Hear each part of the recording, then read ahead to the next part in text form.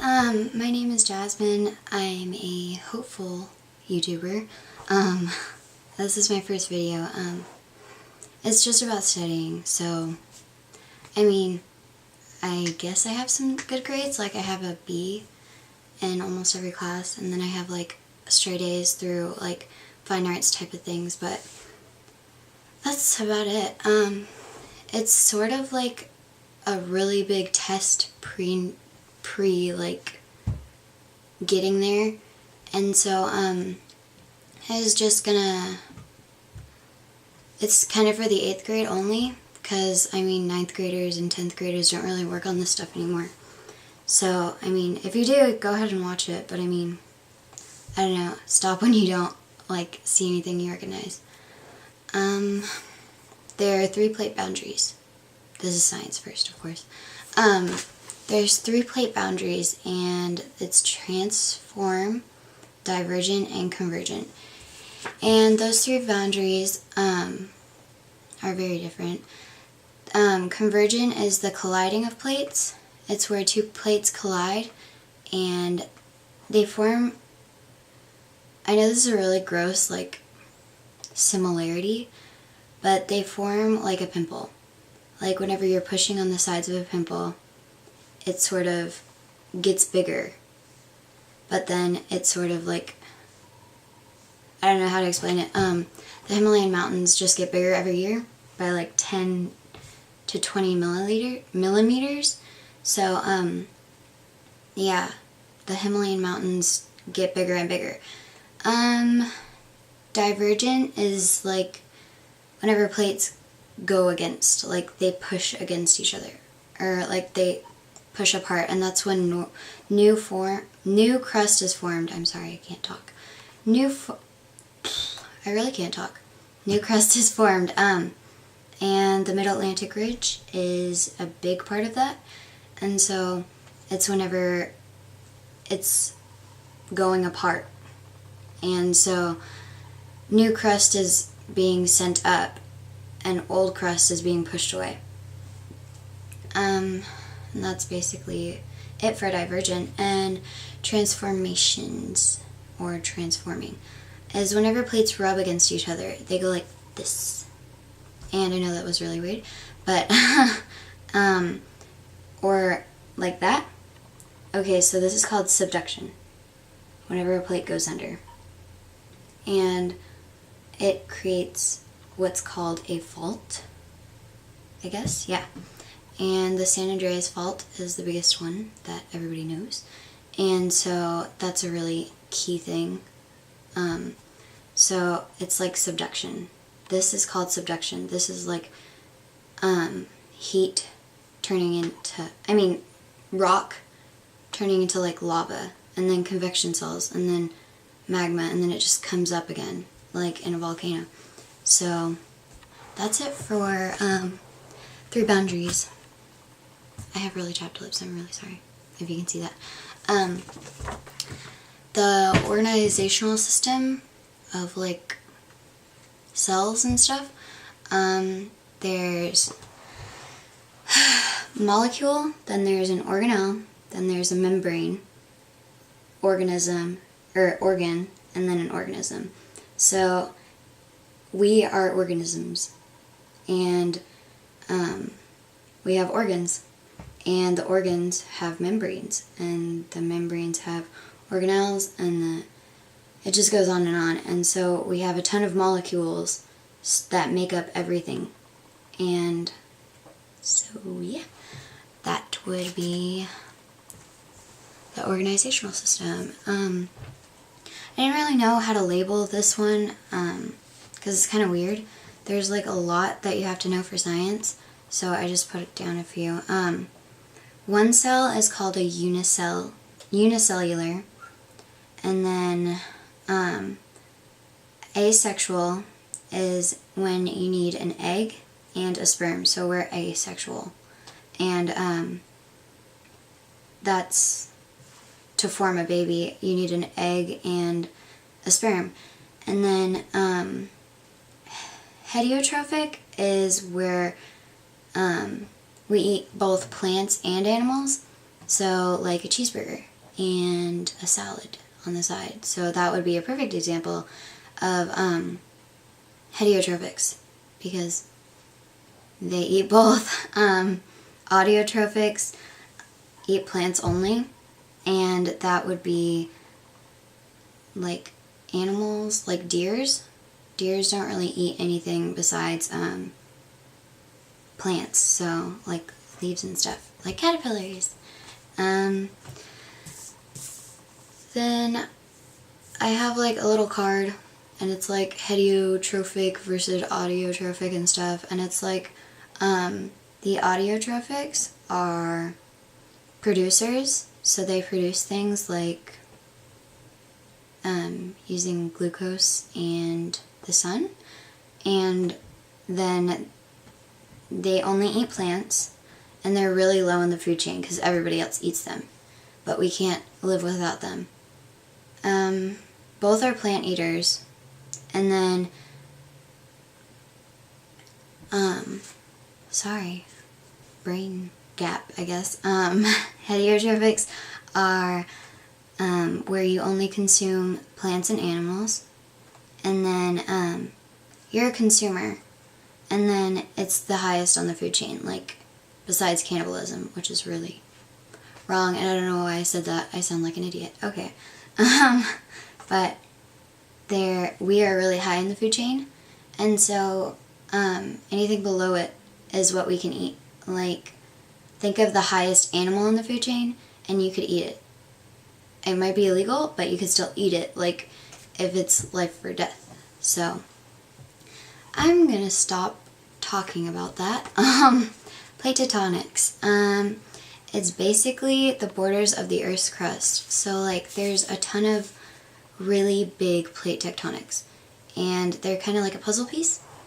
And this also helps prove the Pangea theory. That used to be a theory.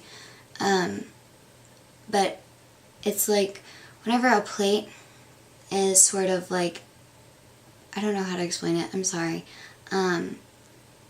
There's plates all over the place, and they fit together like a giant puzzle piece. And if you notice how like Africa fits right next to Florida and stuff, I guess, I don't remember exactly, but I think that's how it goes. But yeah, that's about it for that one. Weathering, I know this is going to be really hard to explain.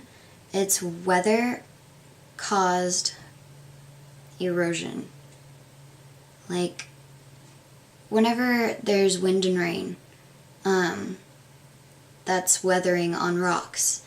Like, I just went on a trip, and it was to the Cavenders in Texas. It was really fun. Like, we had an absolute blast, but you can really see erosion working there because there's calcium buildup, and it was really cool. It's just like you got to see how things actually formed, because there was water dripping from the ceiling, and I didn't want to get my camera wet, so I couldn't really take any videos. It's just, but there was water dripping from the ceiling, and the water contained calcium, and the calcium started building up on the rocks and things, and I got something actually, and it would be really cool to show in this video because it's sort of like a study tip sort of thing. I don't know if you could see this. It's like right here, it's chipped away. It's because of the dust and the weather, and it's a real emerald. It's just, there was dust on it, and there was water, and there was sediment rubbing against it, which caused weathering. And so, yeah, that's about it for science. Sorry that took so long, and my camera shut off on me. Math.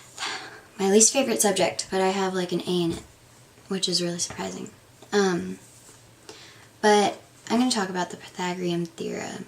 The Pythagorean theorem, and that is a squared plus b squared equals c squared. And to find c squared would be the exact formula I just said, a squared plus b squared equals c squared.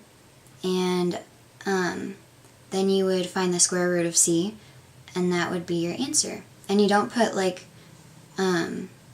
a square root thing to show that it's a square root, but you don't do that because you'd get it wrong, because it's not that answer to the square.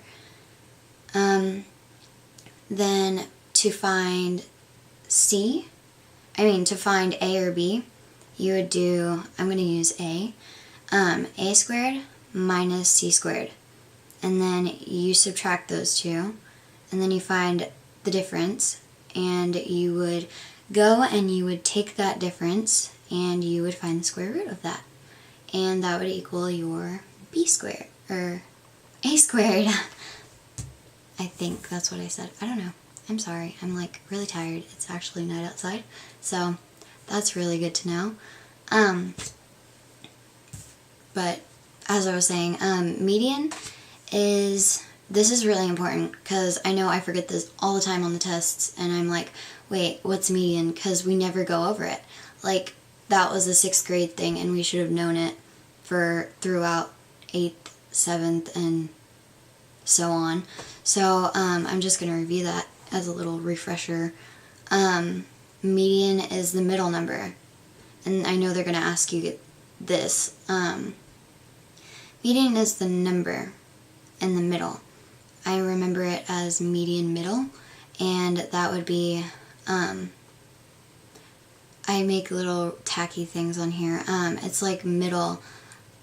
Median equals middle, but no middle, no worry. Subtract, then divide by 2.